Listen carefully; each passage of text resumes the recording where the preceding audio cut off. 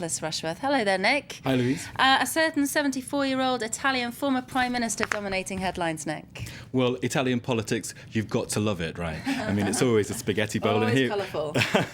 And I looked at the Italian press this morning and turned straight away to the Rome paper, Il Messaggero, which I took to be fairly neutral. It's headlining on Berlusconi's comments over this rollercoaster weekend we've had in Italy. And there it said, well, Monti's announcement that he would resign was due. It's been a catastrophe for the country, having this technocrat government. Not one favourable economic indicator among the quotes there. The police, the comment that caught my eye in Il Messaggero this morning was that, in fact, to do this, to come centre stage again, to be number one in politics, he has to tie up with the Northern League, which is, of course, its agenda is about splitting Italy, isn't it? So it's a right-wing party, and the goal is to bypass this new emerging force in Italian politics called the Five-Star Movement, which is led by a comic called Beppe Grillo. OK, he does have some support from a certain newspaper owned by his brother, no less. Well, you've got to rely on family, haven't you, to sort of keep you in the front pages. And Paolo Berlusconi, owner of Il Giornale, has got a commentator called Renato Brunetta, who's an economist and a former Berlusconi minister, to write this piece. And you can see the headline there, Caro Prof, lo ammetta.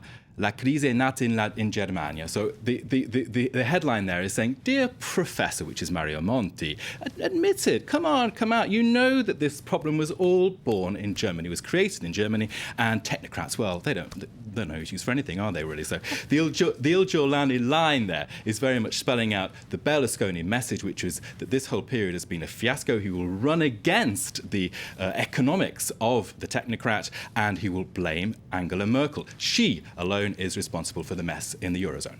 OK, looking now to Venezuela, and we've got some news on Venezuelan President Hugo Chavez. Well, of course, there's this constant concern about his health, and that's on the front pages of all the Venezuelan papers. This one in Noticias 24 is talking about consternation at the national level about his decision now to undergo new cancer surgery. And he's gone as far as naming his successor, who will be the foreign minister, Nicolás Maduro. And the paper there is pointing out that this is the first time that he has suggested he will not be able to see out his term in office. The story is all over the world, papers including in The Guardian in the UK, and it's describing this as an alarming new episode in Venezuelan politics. It says, well, what's happening here is that there's too much uncertainty.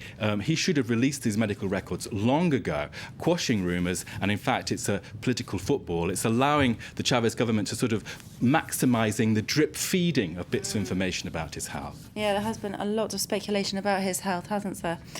Just going to Australia now, and a massive story about these two radio DJs and Kate Middleton's nurse. It's a very sad story, Nick. Well, this is on the front page of the Australian press, as you would imagine, the Herald Sun there, with a picture of the person who committed suicide. Now, her name is Jacinta Saldana, Indian-born.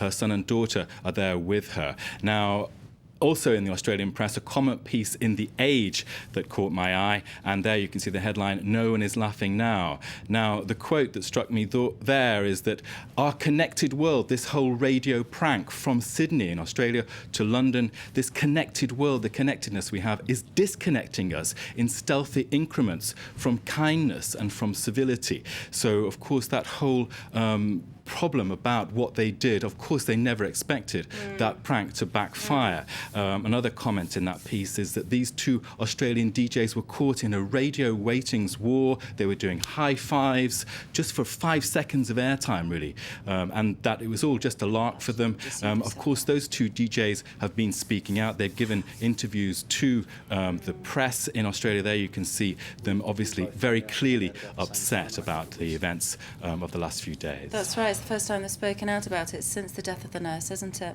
Now, of course, we can't finish on a sad story like that. Tell us about a cartoon that's caught your eye. Well, this is in the International Herald Tribune. It reflects royal baby fever. Another angle of this royal baby there you can see. Tell us about the royal baby, Martians cry as the Mars rover mission progresses. The people in Mars rover mission control saying, we have made contact. Tell us about the royal baby. Well, there'll be plenty about that royal baby, I'm sure, coming up. But in the meantime, thank you very much, Nick. Nicholas Rushworth there with that international press review. Time for a quick break, but coming up in business.